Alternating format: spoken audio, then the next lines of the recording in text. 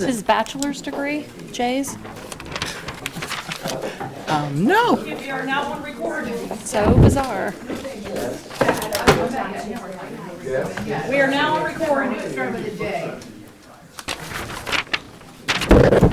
Hey, Jack, we're now on recording. I'm sorry.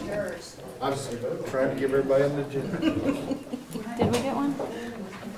We'll call the March 9th, 2020 Village of Mount Sterling Council meeting to order. Roll call, please. David? Here. Melanie? Here. Craig? Here. Becky? Here. Jay? Andy? Here. At this time, I'd like for a motion to excuse Jay for this evening's Yeah, meeting. that motion. Second. Roll call, please. David? Yes. Melanie? Yes. Craig? Yes. Becky? Yes. Andy? Yes. Reverend Blankenship, would you like to lead us in prayer this evening? Please join me in the Lord's Prayer. Our Father, which Art in heaven, hallowed be thy name. Thy kingdom come, thy will be done, on earth as it is in heaven. and give us this day our daily bread, and forgive us our trespasses, As we forgive those who trespass against us. Lead us not into temptation, but deliver us from evil. For thine is the kingdom, and the power, and the glory forever. Amen. I pledge allegiance To the flag of the United States of America and to the republic for which it stands, one nation, under God, indivisible, with liberty and justice for all. Thank you.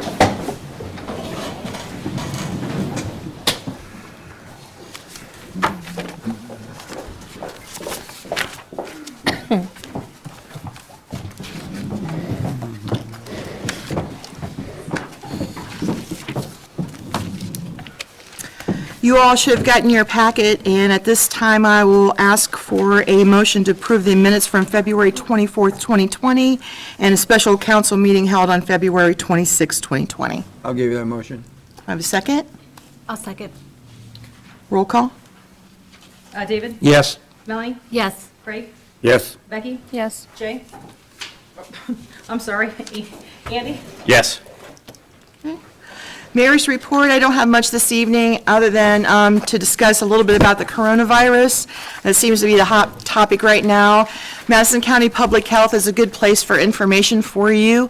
You can visit them at madisonpublichealth.org.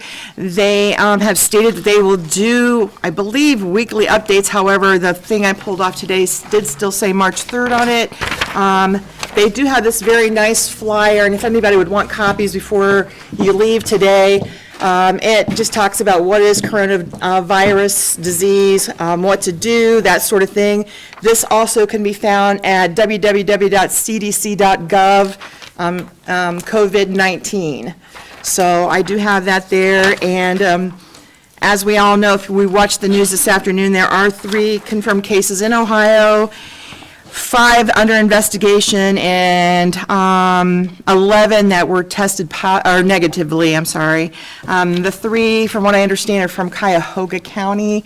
2 of them are a couple, and the 3rd one, I'm not really sure what, I didn't hear all of it, but if you have any concern, check with the health department. One of the things that, in the little talk that I listened to this afternoon was that personally for us, we need to take into consideration is if you live or are around somebody that is compromised, they are saying that you should treat yourself like you have the virus before you deal with those individuals. For example, my parents live with us, and so John and I need to kind of be very cautious because we are out and about, and they said just pretend like you have the virus, just be very, very cautious with what you're doing when you're around somebody that's compromised for other reasons. So that's really about all I have at this moment tonight.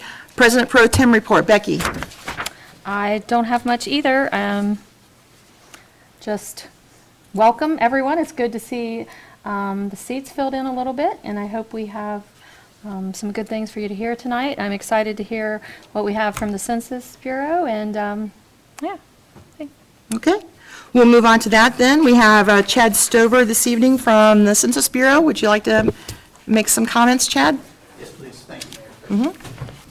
Thank you for having me in front of the Village Council. I appreciate it. In front of you, you have a folder, and in that folder on the left-hand side, you'll see a lot of information that you can refer to after this meeting. On the right-hand side of the folder, jobs. We are hiring people across the United States. To conduct the census, we must hire approximately 500,000 people across the United States. Temporary employment, part-time employment, pays extremely competitive. Throughout the areas, it depends on where you are located. So if I were to tell you an exact figure, if someone was just on the other side of the county line, it may pay a little bit differently. So it's usually between $16 and about $21 an hour. So it is good pay. For people who already have a job, they can work part-time, they can work on the nights and weekends, okay? So that's my first pitch for job. You're probably gonna hear it a couple times throughout. So first of all, the decennial census comes every 10 years. Why do we do it? Article 1, Section 2 of the U.S. Constitution states that we will conduct a census every 10 years. We started it in 1790. Thomas Jefferson was Secretary of State at the time, and the U.S. Marshals actually conducted the first census. 3.9 million was the first census. We are over 330 million people right now in the United States. So when you think about that, our reasoning is still the same. Obviously, the way we conduct it, just a little bit different. So that said, the reason we conduct it, and it's written in the Constitution, is for apportionment. Apportionment in the U.S. House of Representatives. Little history lesson in 2010, the state of Ohio lost 2 seats in the U.S. House of Representatives. We went from 18 to 16. So putting our best foot forward in Ohio to make sure that we count every person, to make sure that we are represented adequately in Washington, D.C. Second thing is redistricting purposes, which I'm sure you're all familiar with, whether it be federal, state, or local level in redistricting. It also supports the Voting Rights Act as well as Civil Rights Act. Third thing, and it usually opens people's eyes, over $675 billion of federal funding is distributed every year based off of census data. The number you receive in 2020 lives with you until 2030. So multiply that number by 10. That's $6.75 trillion of federal funding, taxpayer money that people have paid, that come back to communities. So making sure that people understand that their money is coming back to communities based on the population. Population is the requirement, the authorization is the funding. And that authorization comes in the form of Medicaid, Medicare Part B, schools, roads. And in schools, we're talking Head Start, school breakfast and lunch program, Title I for schools, Pell Grants. So a lot of things surround children. And that said, in 2010, we missed 1.9 million children. 1.9 million children under the age of 5. So not only have I taken it from the scope of children, but to children under 5. Now to put that in practical terms, child was 4 years old in 2010. That child in 2020 is 14 years old. Go back to the funding that I was talking about, potentially in a Head Start, potentially in a Title I school, potentially using the federal breakfast and lunch program for the past 10 years, and it's unfunded. The reason that child is unfunded is because their parents didn't count them. Why do parents not count them? They may not want the government to have their information. It may be a complicated living situation. Child lives with grandmother, aunt and uncle, and no one's sure who counts the child. Bottom line, someone needs to count the child. Okay, so getting it out there to people, and we partner with organizations that get it out to children. We partner with the CAOs out there. We partner with the Head Starts and places like that to make sure that we're getting the word out. Public health, we go through those avenues also, because the people they serve, quite frankly, are the people that we need to have come out and be counted, because they are a hard to count population. Okay? Finally, government. Government and businesses utilize our data on a daily basis. Businesses as to whether they're going to move to a location, government to predict whether they need to build roads, schools, or hospitals. So having an accurate count benefits you as the council, benefits everyone as a whole. If people talk about school overcrowding, well, get counted on the census. They talk about having to go to the next county for public health or for a hospital, get counted, okay? In the census for 2020, the big reason I'm here talking to you tonight, number one is education, but number two, is you are trusted members within this community. You are trusted voices. And utilizing your trusted voices to get out to the community and motivate them to respond. And motivating them to self-respond. And by self-respond, I mean filling out the form themselves and either sending it in or online now. Okay? When we pay for people to go around door to door, which is what everyone thinks about when they think of the census, everyone I brief, they're like, when are you coming to knock on the door? Our goal is to not knock on doors. And people ask, how do I keep them from knocking on my door? Fill out the form and send it in. The thing is, best for the taxpayer is to fill it out online or fill it out on the form and send it in, rather than paying people $16 and it goes up to $25, $50 an hour to go door to door. Finally, the results are released to the President of the United States not later than the 31st of December of 2020, so it's 9 months after Census Day. And then those results come back to the states not later than the 1st of April of 2021, which is exactly 1 year from Census Day. Okay? The modes of response, the modes of self-response this year are 3. Used to be 2. Now we have 3. The first is the internet self-response. The internet self-response, you can go online, fill out your census, hit send, you're done.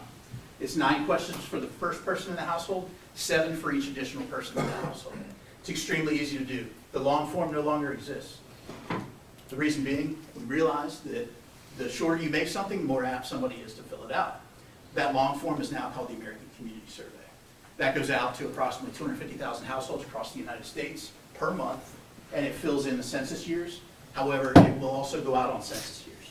So that lucky individual may get their invitation for the 2020 decennial census as well as an American Community Survey in the same month.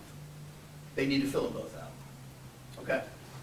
So coming up, the secure online response, if you don't fill it out after a couple of reminders, then we're going to send a questionnaire to your house. Then you can fill it out. So the reason this is important, we have an aging community out there that may or may not be connected to the internet. We also have people that don't have internet. We've partnered with libraries. Libraries are willing to open up their doors to allow people to come in. The state library as a whole, even if you're not a member of that library, the libraries are going to allow you during census time to come in and fill out your census form online. Additionally, schools, we're partnering with schools. The schools are allowing parents to come in and fill out their census, the majority of them that are out there. We've partnered with superintendents as well as individual schools. And finally, if all else fails, you can phone in. And phoning in, 59 languages are spoken. So 99.6% of the languages spoken in the United States, you can fill out a census form over the phone. The online form is in 12 languages plus English. And in certain communities, the paper questionnaire will go out in Spanish and English. Okay? Now, here's the real piece. There's 2 pieces that I want you to take away from this. 3, actually. The first being the modes of response. The second is the timeline. The timeline, ladies and gentlemen, we are 3 days away from the internet self-response opening up. The online piece opens up on March the 12th. The staggered release of those invitations, they will get them in the mail. People need to understand that this is not going to have their name on it. It will have their address. Reason being, we don't know who lives there. So it will come to their house. It'll be in an envelope. It'll have the invitation letter. It will have a distinct code, a number, that the person that is associated with that address. The head of household goes in, fills it out online. Again, 9 questions, 7 questions for each additional person. Should take less than 10 minutes. Hit send, it's done. The best way to do it is to immediately do it once you receive it in the mail. That's what we're encouraging. So the 12th through the 20th is when people should expect to receive that. Reason being, we had to stagger it just a little bit. We don't want everyone to get it all at once and everyone go online all at once. The 16th through the 24th is when people will receive a reminder. That reminder is already loaded into the system. So even if you went online and you were that person that we hope fills it out immediately, you're going to receive that reminder. Reason being, it's 5 days later after the first one's sent. Then you're going to receive another one between the 26th of March and the 3rd of April. That reminder is a postcard that's going to come to you in the mail, and it's your final one to say, hey, go online before you receive a questionnaire in the mail. Now, what I don't want anyone to think is that online piece is open the entire time the census is going on. So you can go online the entire time. It's just after that second true reminder, That's when you're going to receive the paper questionnaire in the mail. So after the first week in April, that's when you can expect to see that. So for the Asian community that doesn't want to go online, cannot go online, doesn't understand the internet, the paper questionnaire is coming. So at least they know that we're not shutting them out of the census, okay? And then you'll get a reminder letter after that, toward the end of April. And then the first week in May, that's when we start knocking on doors. And at that point, again, we are hiring within local communities. So it will be someone from your local community that's going door to door. That person will have a chipped badge. They will be badged by the Census Bureau. Additionally, they will carry a census bag that will have the U.S. Census on it. And this time, they're carrying an electronic device. So no longer are they carrying a satchel around that has questionnaires in it. They have it in there because they're carrying other information. But they won't carry around your personal information. So they will input the information, basically, and it's sent as soon as it's put into that electronic device. So they no longer have it with them. The third piece, the confidentiality and the privacy piece. The Census Bureau cannot share your information with any other agency. Title 13 of the U.S. Code prohibits us from sharing with anyone else. We are that agency that doesn't really play nice with others because we can't. We can pull information from others. During address canvassing, we had to pull from the U.S. Postal Service, other organizations that are out there. Even that we cannot give out. It stays resident within the Census Bureau. So your information, and if I were to come and take your information, it goes to the Census Bureau and it's only used for statistical purposes only. Additionally, the people that we hire sign a non-disclosure agreement on day one, take an oath of office, and for the rest of their lives, regardless of how long they are employed by the Census Bureau. Again, man, if I were to take your information and someone were to ask me for that later on, if I were to divulge that information, 5 years in prison, $250,000 fine. So it's taken very seriously. Additionally, like I said, we can't share it with other agencies. So the President, CIA, FBI, ICE, landlords. The reason I say landlords, you may have an area that has a lot of rental units. People may not want to fill out the form, honestly.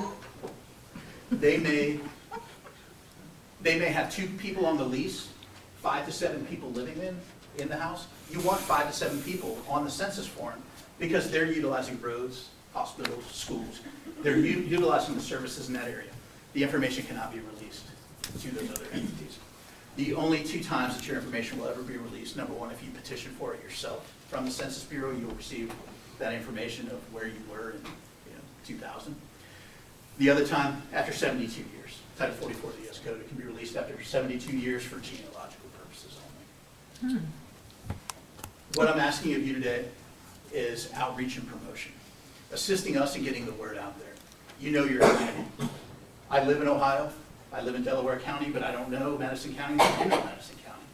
Additionally, the people that I speak to in Delaware County, the nonprofit organizations, they know the people that are not going to respond. They know the hard-to-count populations that are out there. They know the seniors, the veterans, 18 to 24, children, 1 to 5 years old, recent immigrants, English as a second language. All of these people are hard-to-count populations. That's who we need to get the word out to. We understand that 80% of the population is probably going to respond. However, probably is sometimes not good enough. We need to get the word out there. Within, just so you know, again, a little history lesson, Madison County in 2000, 81% was the response rate, and in 2010, it was 80%. Within Mount Sterling, it was 82% in 2000, and 75% in 2010. So it was a downward trend. That's something that we'd like to point out, only because it's something that needs to be aware. That way we can get the word out.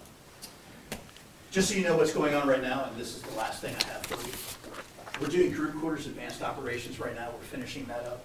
Group quarters, prisons, institutions, group homes, things like that. Basically where people live under the guise of one address, and it's multiple people that live there, dormitories and colleges.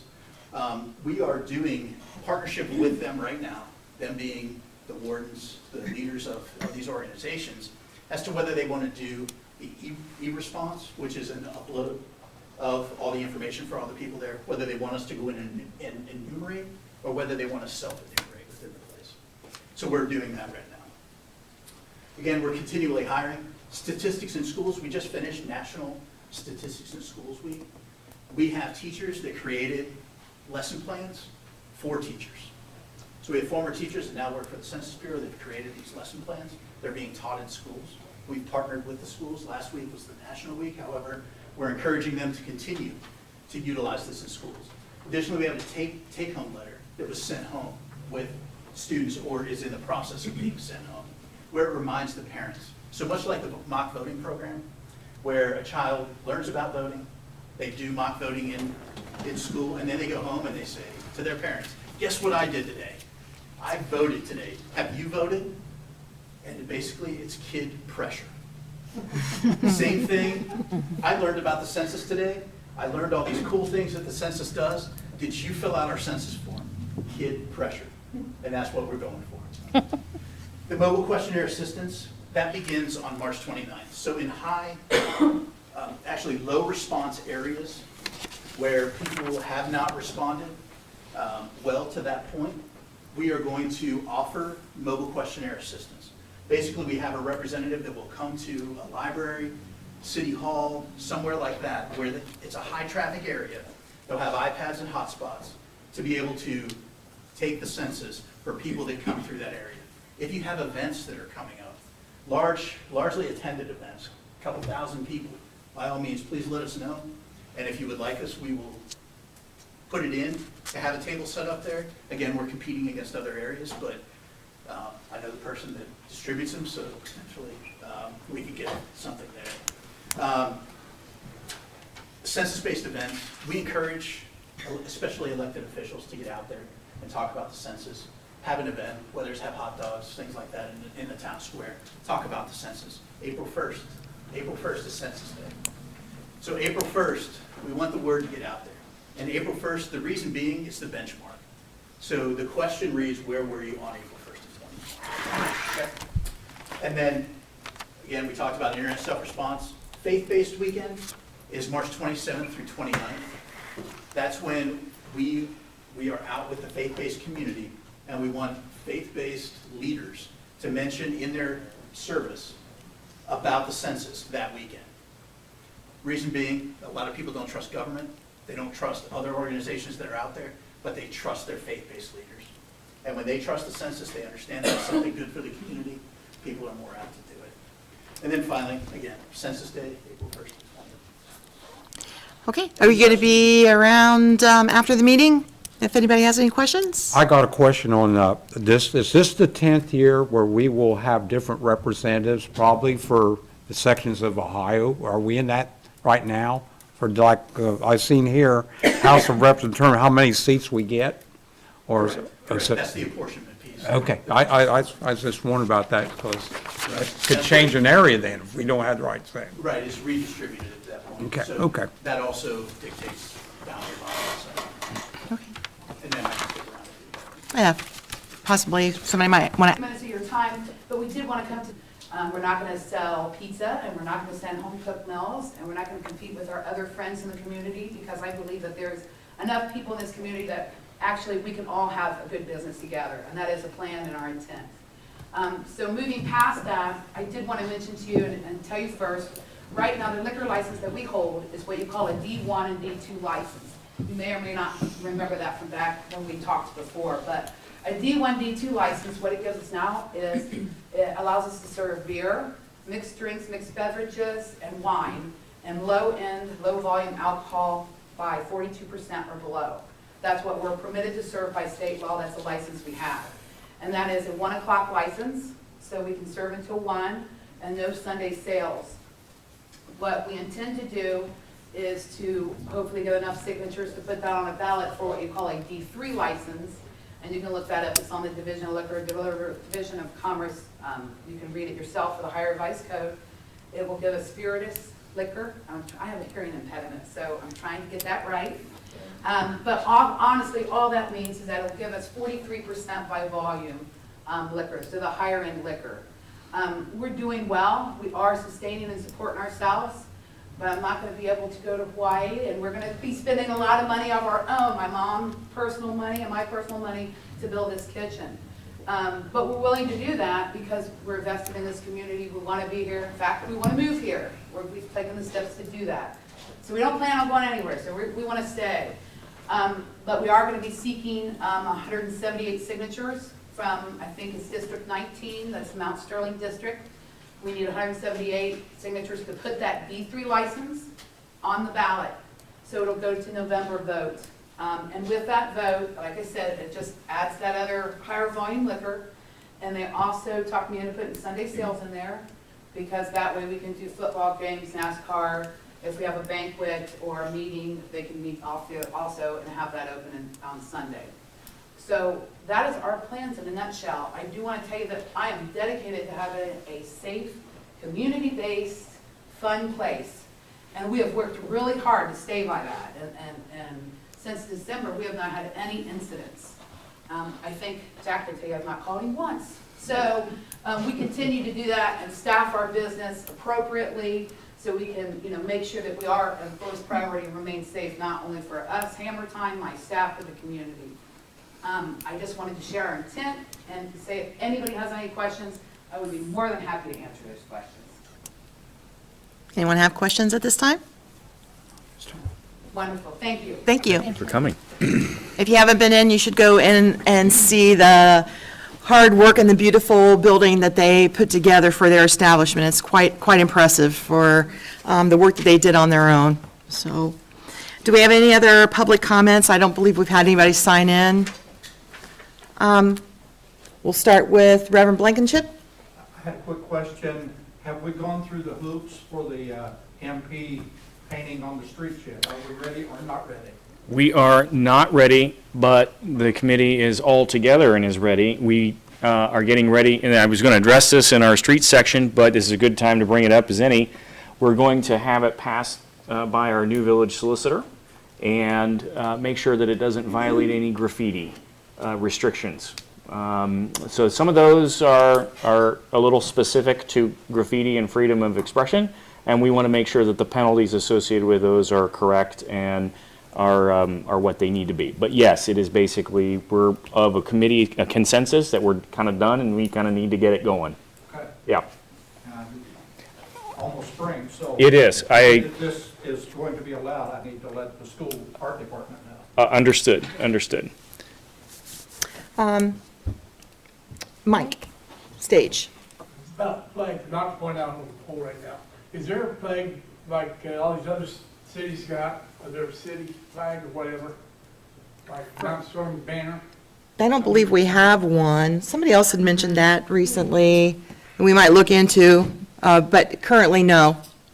I don't see, it'd be nice to have one out here, because all the traffic goes through, they can see our flag out here. Yeah, it'd be very nice. We'll look into that. Does Mount Sterling have a flag? The last one we You have had, to create some and pass it through. last one we had was in 1861 during the Civil War, so it's been a long time. I think it would be nice at each entrance. That's who was mentioning it, yeah. Yeah. We'll look into seeing what all that would take to develop, so.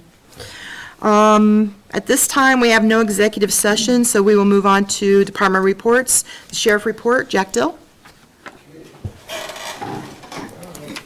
Was there a handout? I didn't get it. Okay. All right, Did anybody Andrea. pass the handout out? Just make sure I get this stuff so I Do can. you have a handout, Jack? This? Oh, no. Oh, Did that you was have? the agenda you were passing. Okay. Yeah, that's the only thing I was giving out. Before I get started with my report, we have a young man here. Polly, could you please stand up? This is Paul Bryant. He is a senior at Madison Plains High School. And a junior? Oh my gosh, I thought he was a senior. He has accomplished so much at Madison Plains. This year, would you finish fourth in the high jump? Yeah, eighth and triple. Eighth in triple jump in the state competition. He now holds both school records for high jump and triple jump. So I just thought council would like to see one of our very own Mount Sterling residents who's very well excelling in sports. Yeah, very good. Sorry if I put you on the spot. I'm sorry, but I thought you needed to be recognized. I gotta say this for Paul too. He's a great Christian boy. I've known him ever since he was started the church. He's been dedicated for his church and everything else. Proud of you, buddy. Yes, he's a great young man, and he's an asset to the village of Mount Sterling. All right, for my report, the guy that usually sends me my emails, well, it's his birthday week, so he takes vacation on his birthday week, I find out.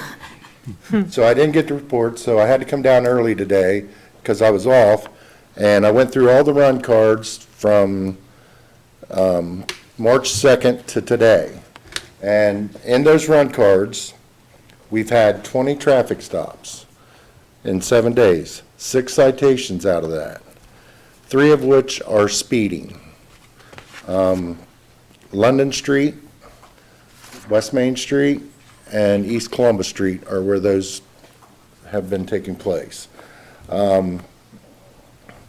Couple unwanted guests, threats and harassment. There's been one West Main area, and there was another one in the Market Street area. 2:30 in the morning on Friday morning, actually Saturday morning, deputy that was on patrol found an ammonia tank leaking back at the chemical plant. Fire department was dispatched. They took care of that incident before anything got crazy. There's been custody disputes, domestics. There's been 2 of those, one in the North High area and one over in the Cliffview area. One of our local regulars was called in by a passerby, seen him just throwing trash around the yards, and deputy found him, made him go back and clean everything up. So that's basically all I have for you guys. I mean, I just was going through reports, just looking to see what we've had. There has been 3 physical arrests. That means people have been taken to jail, and this is the last 7 days. So that's pretty busy. Jack, I'd like to compliment you guys. I've seen you out now, different spots watching for speeders now. I know we've talked about that, and I'll see you guys in different spots now. Appreciate that safety. Well, here's the thought behind that, and comes from the top guy. The weather's starting to change, the time has changed, so it means it's going to get darker later. Kids are going to get out of school, they're going to be out, the weather's going to be nicer, they're going to be running. So we've upped our efforts on the traffic details to try to curb speeding in the village so we don't have any tragic accidents. Good to see. My question, you said that you had 20 traffic 20 traffic stops. incidents, but 6 citations. Does Yes. that mean like, then the other 14 were just like warning? Verbal kind of? warnings, Okay. yes. Of the 6 citations, the speeding and such, do you know if any of those were written using village codes? None. None? I don't believe any of them were. And the reason behind that is the 2 I physically looked at, traffic stops, the first one was just said speed. The other 2 were pretty excessive, so they were mandatory court appearances. And the reason they were written under state is those are jailable offenses. If we put them in jail, it's under village code, you guys foot the bill for the jail. If they would not pay them, right? Right. They would end up going to jail. Right, and you don't want $35 a day. That's, You have a high amount of those that don't pay their speeding tickets? you'd be surprised. If you want to come up to the office and look at our filing cabinet of warrants. So, I mean, most people do pay, but Right. a lot of people are on limited incomes, can't afford it. I do know there was 2 citations issued for no operator's license. So those were arrestable offenses as well. Any other questions? Jackie, would you make it clear to everybody that the domestic violence on Cliffview was not my house? He paid me $10 to tell you guys. Thank you. We have had a couple of calls and visits in my office in regards to speed that I did talk to Sheriff Sweeney about, and we are looking at getting the sign that he talked about out. We're just want to meet with a nuisance and abatement, I believe, and maybe some block watch before we decide which location we want to stick those out in. But we have had several people come and talk to us about that, so. I think we should start in the downtown area. A lot of kids are crossing the streets up here, and this is a 25-mile-an-hour zone. A lot of people coming in out of town doesn't realize it switches from 35 to 25 in the downtown area. So that would be a great reminder for them. But Sheriff Swaney did mention to me today that the sign is ready, and it's just a matter of when we're ready to put it out Okay, for you guys. all right, Okay? all right, thank you. You're welcome. Law Director's report, we are still looking at doing some more interviews for that position, and we will let you know as soon as we get any further along. Utilities Clerk, Misty. I have a question real quick about the sign. Is it the kind that show you what speed that you're No. going? Oh, It's a flashing one, but it's, I forget, he said it doesn't actually show the. Well, he said he could do that, but he just doesn't like it. Yeah, but it, what was the other thing that it read? Or It can just slow say down slow or? down or what this traffic. Yeah, I mean, I personally like the one that says how fast you're going. It makes you aware of it. See that. I mean, if you're going fast. Yeah. Now, I don't know if there's grants out there for villages on speed limit signs. I know they've got them on school signs that flash your speed, letting you know, hey, slow down, you're going way too fast. I don't know if there's grants out there for villages to be able to get that on their, but that would be something to look into. Yeah. I have Yeah. some quotes from the signs that show your speed that I got last year. yeah, we can take a look, Okay. for sure. I did keep all that. So the report, the delinquent report that you have is work in progress. It's at least it's a start. There's other things that I would like to add to it as well. So I'll continue to improve it, to provide valuable information that holds me and our customers accountable for any past burnouts on here. So a few ways that I feel that it can be improved. I mean, I always have ideas of how things can get improved, but one of them is that Jack has agreed to put a link that I'm going to give him to on our website so people can pay online. It's the same thing as how we're paying now when somebody calls me or comes in with their credit or debit card. And then Marcy brought to my attention just a little while ago that that may need approved by council. I wasn't even thinking about that, so I'm glad that I said something to you. Yeah, I'm not sure if we, I don't, do you think that needs approval? Well, or- I think it needs to be brought to the Water and Wastewater Committee first to Okay. make a recommendation to allow that. Okay. Because I'm sure finance, if there's an additional charge, finance is. There gonna- is no additional charge. It's $2.75 a person. It's the same as it is right now when somebody makes a payment, it's almost $3. And that gets charged to the customer, not to us. And it shows up on our statement as VCN, which is Vital Check Network. Yeah, because I guess I was always under the impression it was, you could do it through your bank. That was the only Well, they online. can, right now, they can, people can go on their personal bank account and pay that way. And I mean, I know my bank doesn't charge for paying your, doing the paying online. But this would, but a lot of people like to go directly to the website and pay it that way, even if they're, it's a charge. Yeah. So if that happens, hopefully that happens soon, but people would be able to pay their next bill online, not this one, but the one that will come out at the end of the month. Yeah, we have a wastewater committee meeting on Wednesday. Okay. So I'd like to, for the members that are on the wastewater committee, to speak about that. maybe And make then that eventually recommendation. maybe get an app, so. Yeah, convenience will always, be something we should look at for our community, so. It makes it easy and quick, and, so that's just one way, and I'll write something up and give it to you so you can take it. Another thing is, there's a lot of move-in and move-outs of around 20 last month. And so I'm asking for especially owners, when they have renters move out, just please let me know. Drop me an email, that would be great. You know, sometimes the renters or the person move out lets me know, but what, I'm getting a lot of cards back with the little yellow sticker from the post office saying this person's moved, and there's no forwarding address for them.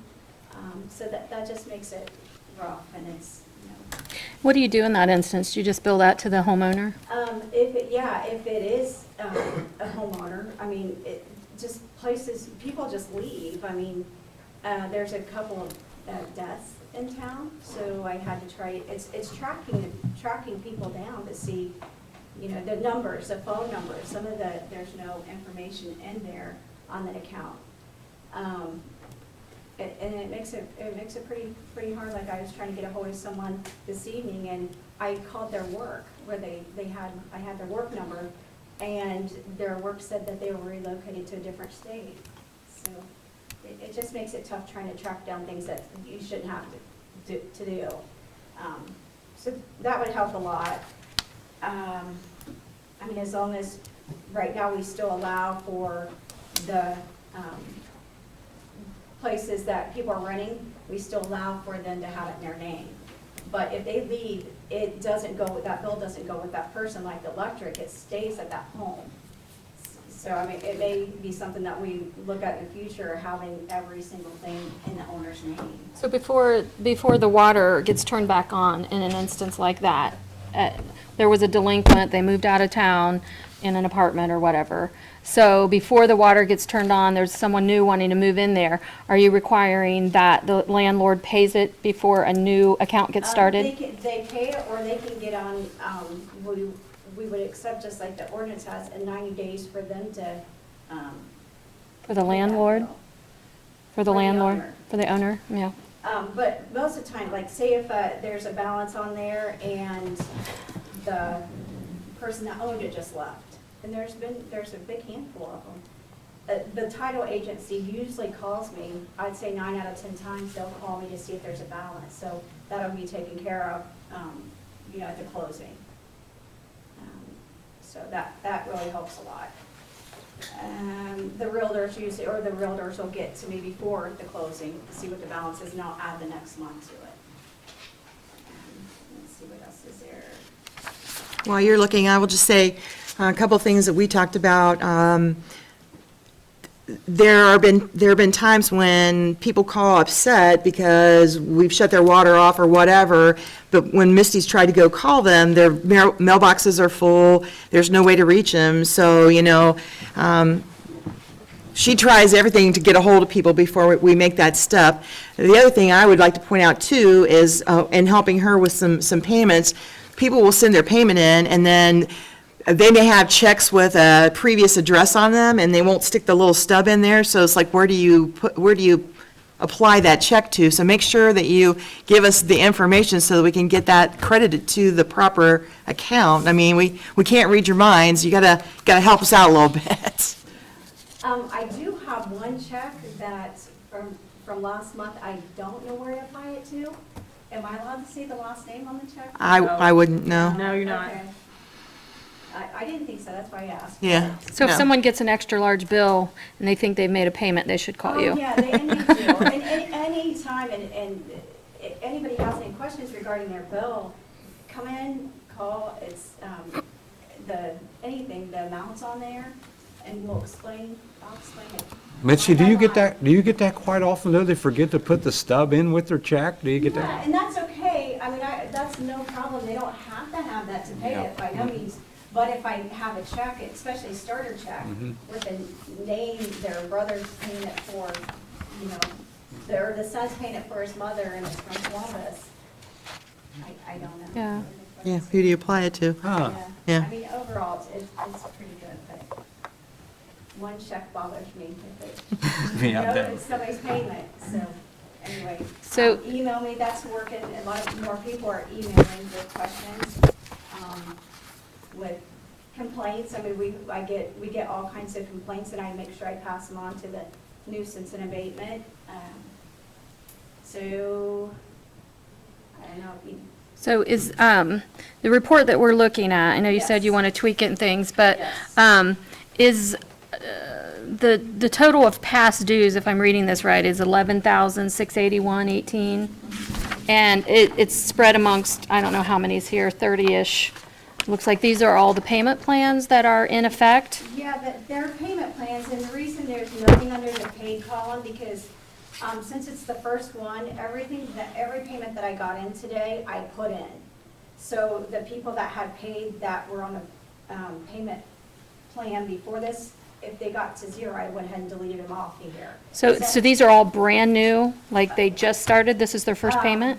No, like say where it says 320, they may have paid 313, but I just started with the balance that they have after this payment. So the next time they make a payment, the past due, and I may just put right there instead of past due, it could have been the total due right there. Yeah. And then what they paid, then their balance they have left. So it'll be ongoing from here on out. Yeah. And so then I'm thinking that when they get to a zero balance, I'll take them off of this portion and put them below, so that way you can always see that, hey, they've already been on a payment plan this year, you won't see them up there again. If you choose, Marcy's helping me tweak it a little bit and tell me what she would like to see, so if you want to see something else, Well, just let her know. I was just curious, like, to look at it, to know, like, the first account on here, like, just to know when they started that plan. You know what I mean? Because I don't think there's like a beginning, like, these are your 3 months that you're on this Okay. plan. Well, Like, what I can do is put a column right there, right after the, maybe when it began and when, Yes, you I know, can do that. and then we'll know if this person, this first one for $171, I don't know if that's the first, month No, of it's it, or not. if it's the Yes, third it's month the of it. And then, so I'll do that right after the, where it says past due. Mm-hmm. I think I'll put, beginning balance right there. Or- And then or- right after or that, I'll start put the date, yeah, the date. I'll put the start Yeah. date right there. Right. And then under agreement where it says, like say if it says payment 115 and then it has the date, I can put after that every 2 weeks. Or that way you know when and how much they paid. You'll have everything. So that way, like I said, it holds me accountable just as well as the customer. So these 3 that are highlighted in red, are those the only 3 shut-offs then we had this month? No, that I need I have a whole list of shut-offs. There's not a whole lot of them because of non-payment. There's other reasons why they're shut off, like just if nobody's there for a couple years. The pipes need redone, just all kinds of reasons. So I told Marcy, I pulled them all off my wall. I want to get a spreadsheet of that and put the reasons why it's shut off. Because, there may be one turned on that I don't know, but you would. Yeah. Well, maybe, like if you get this report to the water committee meeting at that level, you with them can help tweak it all and get a really readable We just thing kind for of us. worked on it a little bit Because today. That's what I did for the auditors, it's just massive with all kinds of information and it's valuable. And once you have it, the spreadsheet created, it's easy to Yeah. update it. Yeah. Well, thank you for starting this, and hopefully Yeah. you'll get it. Yeah, we'll get it. We'll get it looking better, cleaned up. Thank you. Thank you. You're welcome. Fiscal officer report. Okay, let's see. Okay, Rita report, again, council does receive their packet details, the Friday before the council meeting, so I haven't got any requests back or any questions. So we want to turn to the Rita report. The last Rita, report that was received was for, $56,565.56, and that was received on, March the 2nd. The next report is revenue status. Again, these reports that you're looking at are for the reflection for the entire month of February, because you guys will be approving the bank reconciliation for February. So revenue status as of, that I pulled here from February the 29th. I'm showing a total amount accepted for the general fund at 13.99%. Which is good, that's where we should be. The water fund, again, that's at 15.95%. That is above what was to be budgeted for February, which is good. And the sewer operations here is 19.45%. So that means that there is some developments that are happening on those delinquents that Missy spoke about. So that's good news in collecting those. The receipt listing is the next report. Let's see, nothing really stands out on here. We do receive the, our refund for the BWC, which is what every municipality gets. They get a refund on their reflection of what was submitted for last year's. So it shows here we got about $1,900 that was refunded. This tax exemption tax, that was a check that was submitted by the state, because it looks like there was they must have issued a mistake, and it was for $12.84 on the school tax. So a lot of municipalities are getting some of those refunds, but it looks like when they did our audit, it was $12.84. Is there any questions on the receipt listing? Okay, payment listing, again, this is for the month of February. As you can tell, there's not a lot of checks that were written out. Nothing that comes out of nowhere that finance hasn't seen or that I've seen before. This Hanley business forms, we needed some more deposit tickets, so that's sort of a new one that you guys normally don't see. And a bond that needed to be renewed for $110.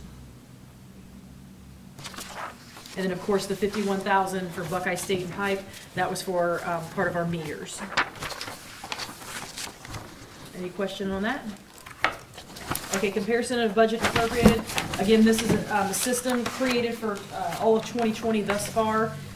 Again, this report kind of is useful at the end of the year because you can see where you're gauged at from what was expended, what was expected, what was paid, what was received, and what was officially budgeted. So this report I always like to put in here just so that you guys can see where we're at. But again, you don't start to see a fluctuation of numbers until the end of the year. But it's always a good report to go. Cash summary by fund.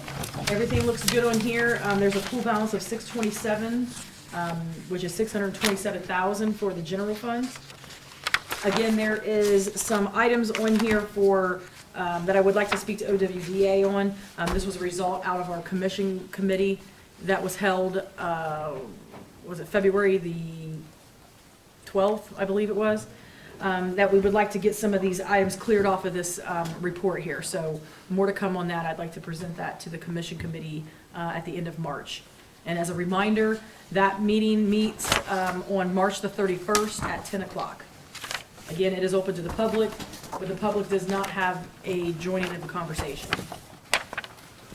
But again, if you guys have any questions and would like for me to, address those with you, feel free to contact me. My information is on the website. You can reach me through Facebook or come up to Town Hall. The last report is the appropriation status. Again, this report is reflected for the end of February, so we should be about the spendings of about 14%, I would say. So we are well below that. So the total expenditure for the general fund is only at 3.775%, which is good, always good. I wanted to point out on this one that I normally don't point out, but as far as the streets, Andy will probably get into this when he talks about the streets meeting that was held on Wednesday. We may have to come back to this and reapproving the budget for the street, monies that are expended, because when we did our budget, we then hired a new employee. So this may have to come back to council to reappropriate money, because at the time we only had one employee. So just as an FYI to you guys as council. Again, the water department is at 9%, which is good. The sewer is at 4% as expenditures. Any questions on the financials? I want to say one thing, going on through the third month of the new year, we're doing real good, and yeah, financially, and Courtney, good watch on our money and when keeping an eye on how we're spending. And Yep. looks real good on the, Very good. right there. Yes. Okay, so the next thing I'll be passing around, if I could capture your signatures. Again, you guys won't see that 129 that was kind of outstanding here that we carried for several years, but finally have gotten this cleared up and taken care of with the approval of the state auditors. So you don't see that one. This one, that does show an outstanding balance. This is what I would like to talk to finance about, in creating what I have talked about before at unclaimed fund monies, so that those monies can be transferred here, and then taken off of our report, so that we really have a clean report. But again, I've went and reconciled this to the penny, nothing more, nothing less. Every penny has been accounted for. Every penny that we've sent out the door has been accounted for in here. There's a copy of our bank statement on here, as well as the February reports that you guys have in your packets. So I would ask for, Mayor Darlington, if I could ask for a motion for the appropriation status, revenue status, receipt listing, payment listing, comparison of budget and appropriated, the cash summary by fund, the reader report, and the bank reconciliation for February of 2020. I'll give you that motion. Okay, Second. Roll call? Andy, Yes. or David? I'll vote twice, sure. Double header. Yes. I wrote Andy's name down there and I was like, Andy, okay. David, Yeah, there, yes. okay, Melanie. Yes. Craig, Yes. Becky, Yes. and Andy. Yes. Okay. And one last thing on this issue, if anyone, since I should address this probably in the record retention, all of this is public record. This is available for you to look at. It is available online. I was going to point to the Ohio Checkbook website, which is not behind me. It's in the other room. This is your government at work. Take a look at it. It's all right here. First page. This one, though? Yeah. I meant, we had 2 pages to Yeah, sign. there's 2 circulating around. Okay. Okay. We will go on to committee reports. Finance, David. Oh, on finance, we had a session earlier this evening with the AEP.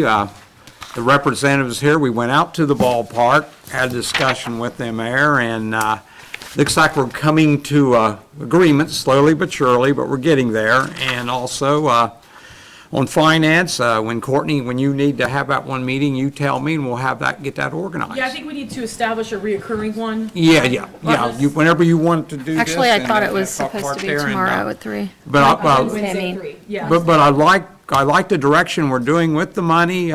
Like I brought up earlier, we're in the 3rd into March right now, and we're being very frugal and with the money, and that's how we got to be until we get going sections. So we'll bring the other up too when you want to. Right, so the next finance workstation, if you don't mind me announcing, Okay. is on March the 11th at 3 o'clock. Okay, Okay? and that's my report there. Okay. Pleasant Township, Melanie. They did hire a couple guys for the substation in firefighters. And there was a meeting. Columbia Gas is gonna be putting some lines just outside the village on 207. They're waiting on the approval from the state. As soon as they get that, they're gonna start that up. When they are putting in the pipelines, 207 will be down to 1 lane. So just watch for that. And that's about it. Okay. Squad, Jay isn't here. Fire, Craig? Yeah, they had to put engine 492 back in the shop, but the problem they had wasn't fixed the first time, so it's gonna cost them another $2,600. They hired a new fireman, one quit, and they also changed the company that takes care of their self-contained breathing apparatus.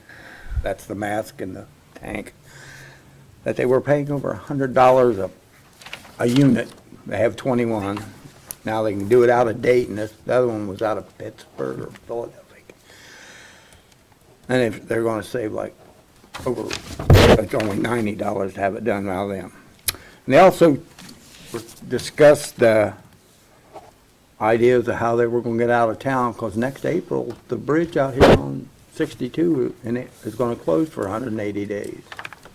When? Next April, Oh, a year from, okay. yeah, next April. Yeah, I'm sure they have to get those 2021. contingency plans in Yeah, place. they're trying to get their contingency plans in place with how they're gonna get out of town. And that's it. Can I add something real quick, Mayor Darlington?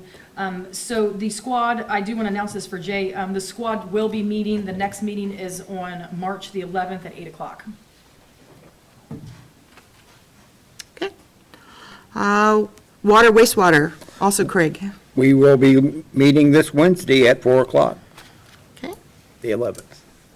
Streets, Andy. All right, so as Courtney mentioned, we had a very productive streets meeting this past week. We did review in a fair amount of detail the budget situation for the streets with an eye towards making sure, obviously, that it's balanced, but also that every dime goes towards actually fixing streets and improving things. We get a lot of feedback, and I am pleased to announce that we have fixed 23 potholes within the last 5 days. They were focused on some of the streets which are in worse shape than others. So we did 15 on Rosewood and 8 on 4th Avenue. We'll be doing even more potholes as weather has now started to warm up a little bit. So you'll see the guys out, and we have a great streets team, and thank you to everybody who's contributed to pothole reports. Please keep sending them in, especially ones that are safety issues. We're going to try to get them taken care of as fast as we can. I've had 2 new requests for signs, which we expect to be placed in the next order for signs, and then we immediately, as soon as we basically get them, we immediately try to turn around and get them installed. Those are a lot of safety issues just waiting to happen. We do actually, the committee this week did discuss a plan for cleaning up and re-graveling the alleyways. We expect to start work on this here once the spring weather breaks. We understand that there's been a lot of alleys that haven't actually had any paving at all within potentially ever, and so we're going to try to deal with that. Our approach on that one is actually to use recycled material, which is provided courtesy of the Ohio Department of Transportation. The recycled material is actually pretty nice, clean fill, which would otherwise be thrown away, and we can capitalize on that and avoid getting a cost from buying actual pea gravel. We are in the process of getting a quote for other street repairs, particularly the one out on Wingate, and we followed up on resident requests around the flow of traffic through the center of town as it relates to one-way streets, and we found that they are in fact marked correctly. Finally, I did want to clarify my earlier comments around legislation around painting in the streets. I know this has been a slightly long, drawn-out issue. We're trying to get it right the first time final, and so it needs to align with our graffiti ordinance, and we need to make sure that there are no free speech issues associated with it. I'm sorry if I was less than clear. And what we want to do is, now that we sort of have consensus on a draft piece of legislation, we'd like to make sure that legal counsel takes a look at it and make sure that we're not stepping into anything, and he or she would be prepared to defend it if we had to do that. And on that note, I believe that I am set. If anyone has a sign request, if anyone has a pothole request, or anyone has a surface request of any kind for any street or alleyway or thoroughfare through the village, let me or one of the committee members know, or obviously call in, talk to the mayor or any other staff here. We'll get it done. Thank you. Thank you. Parks and Rec, Becky. Yes, we just had a meeting on March the 4th, and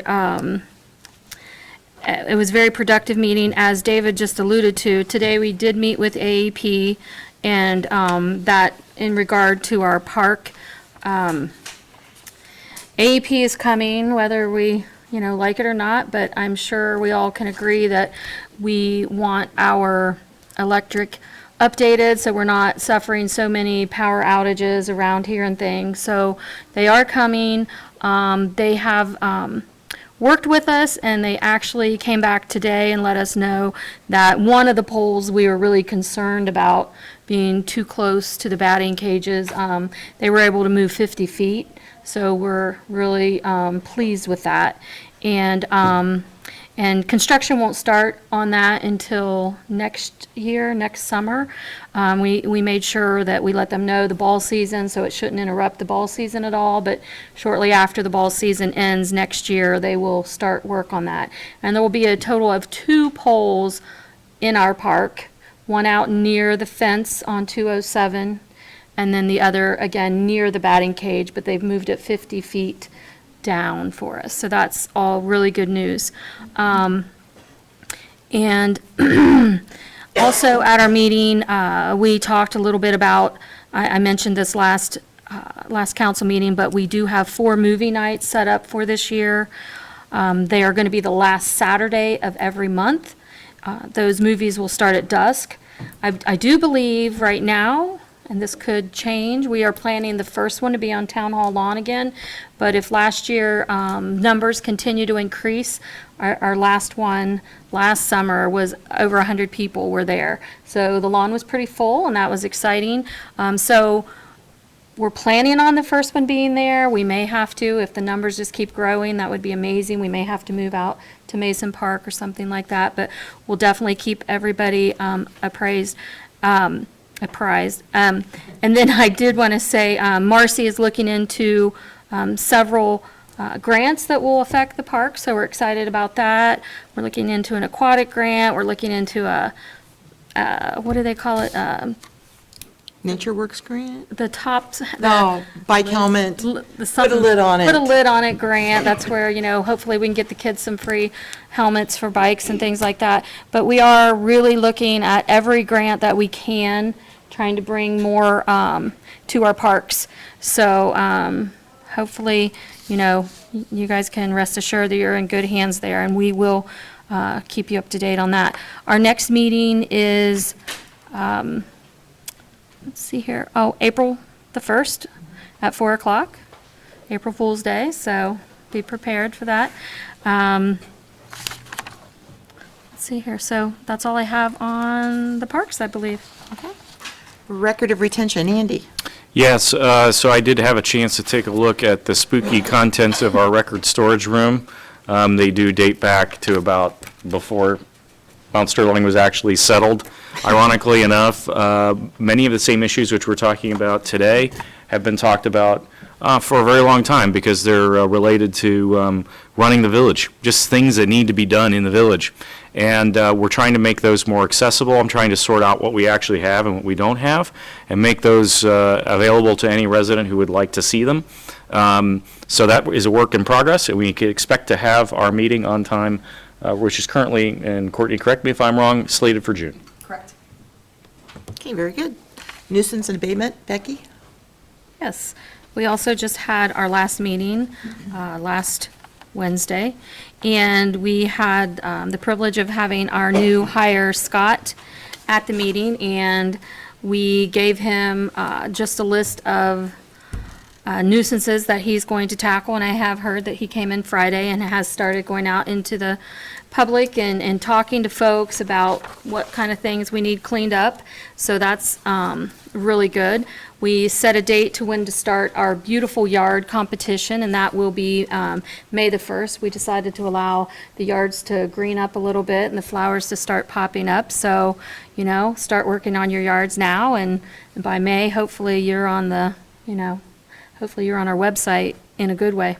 And then the nuisance committee is starting a newsletter that will reflect a little bit about nuisance and abatement, obviously, but we're going to try to encompass all community events that we can. We're encouraging all businesses, organizations to give us your upcoming events, and we'll try to get those in the newsletter. It's going to be a quarterly publication, and we're going to make it available here at Town Hall when you pay your water bill. We're going to make it at Community Center and a few other local places, so you can just pick up a little newsletter, and it will have, phone numbers that you need for the Town Hall. Maybe if there's something, some new ordinance that we just passed, we'll probably have that in there. So hopefully it's just a way to let some of the people, like the census gentleman was speaking about, some of the people that don't have access to our website or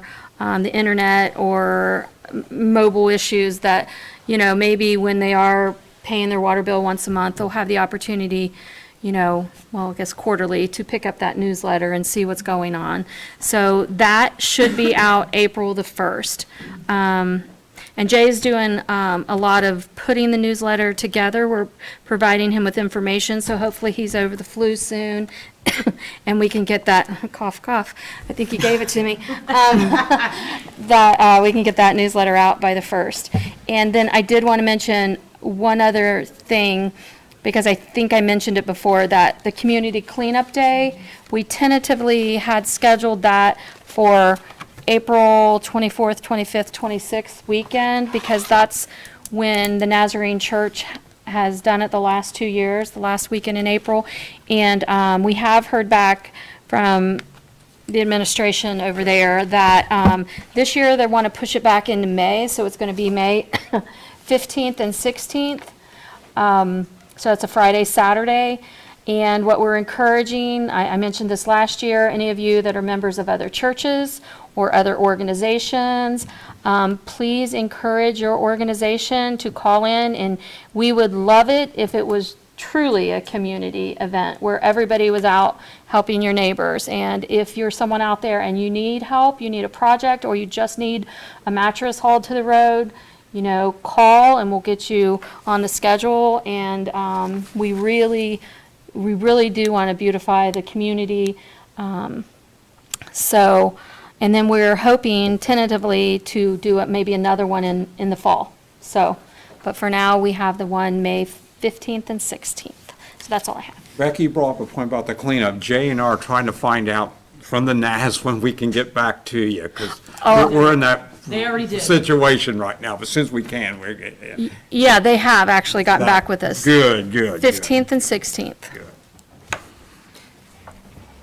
Did you want to discuss what you talked with the township in regards to that or not? Oh, yeah. Oh, yeah. You- Yeah, go ahead. Well, the township, actually, we did talk to the trustees again. We're really excited.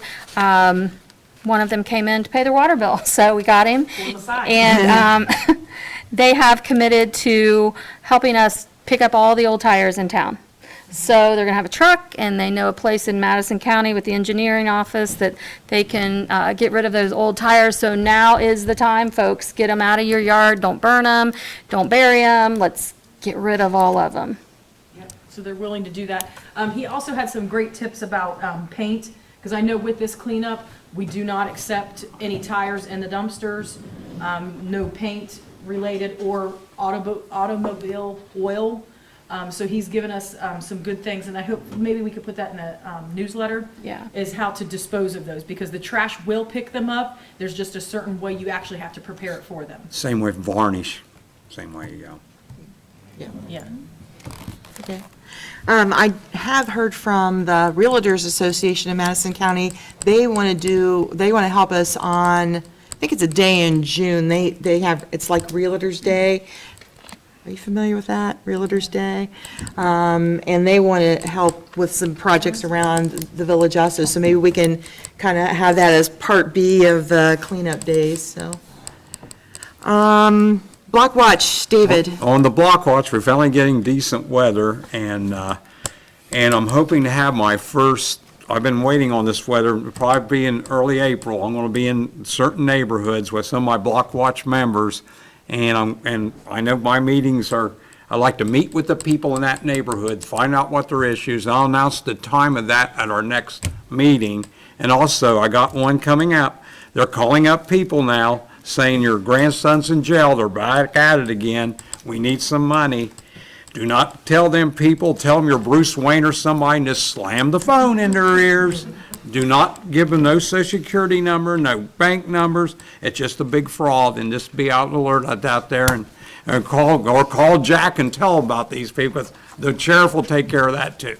What they're doing is they're calling people saying, your grandson's in jail, and they give the name, and they're calling elderly. What you need to do is you need to go to Walmart and send me $5,000 in gift cards. And believe it or not, there's been 2 people in Mount Sterling that has done that. Yeah. There was a lady that lost $3,500 from that, so, and that's why I said, let the law, if there's something, they'll take care of it. Yeah, so I would say if you check on your elderly people, then to maybe just drop that information off to them too, to just kind of Exactly. reiterate with them not to take those calls. Okay, thanks, everybody. Moving on, we have no legislation for tonight, and so that brings us to roundtable. Does anyone have anything to finish out? I want to thank Paul for sitting there. He's quite an athlete, Paul, and I want to thank him for coming and all.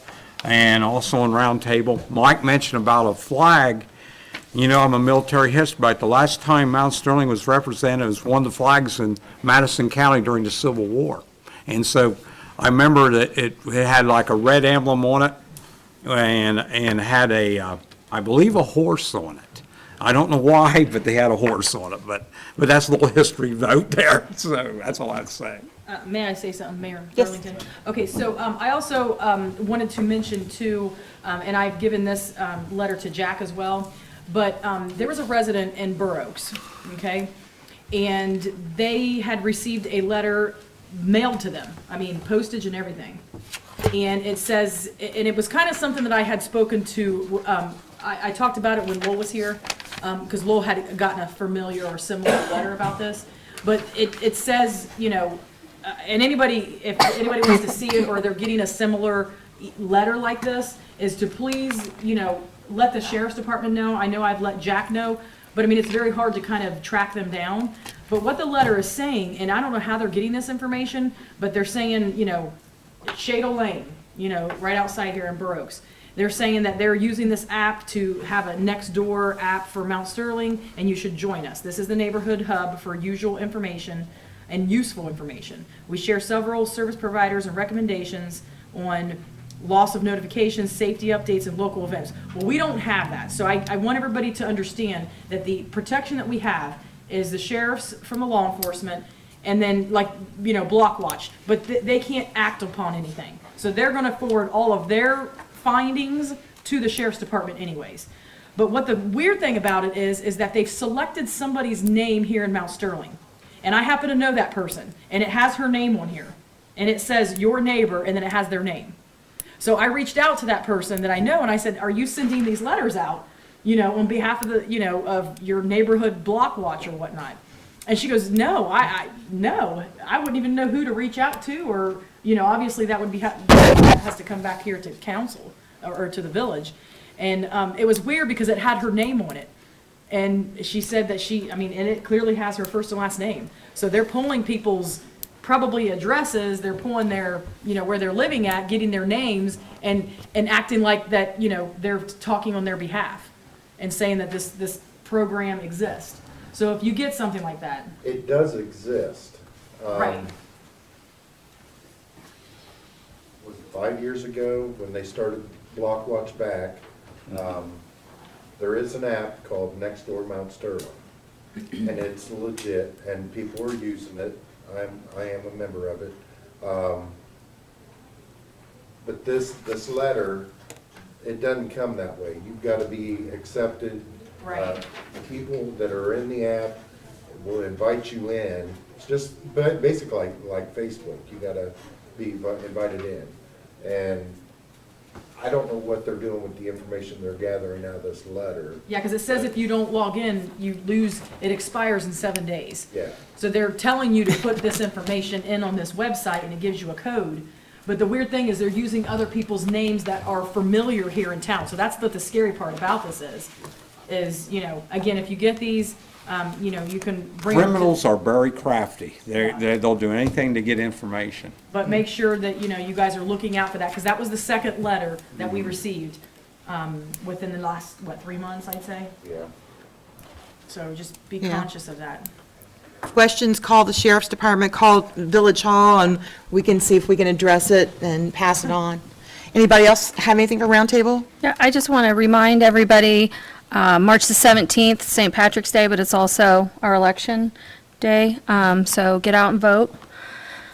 And then council is going to be at Sustainable Training on the 18th. Is that by Ohio Rural Water? Free training. Free training, so hopefully we'll all come back really enlightened. And then lastly, I just want to, again, remind the community, there's lots of events going on in the community. Last council meeting, we had the library come out and gave a great presentation. The community center has a lot of great events, the Chamber of Commerce as well.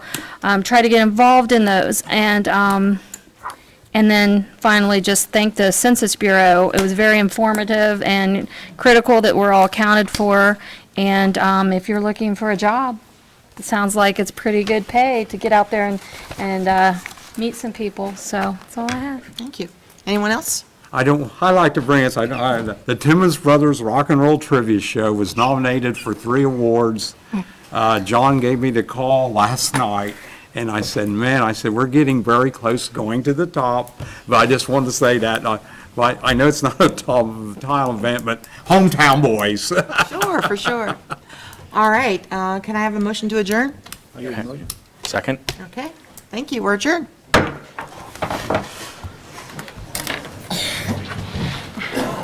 We're short, meetings is kind of long. Now my pen. Well, the census thing census was, that. yeah, it was interesting, Yeah, but I it never was, knew that. it was, Yeah, I wasn't sure whether I should. Hold on, I gotta turn the recordings off. Here thinking, leave that right there. It'd be a great place to stay. To the town hall,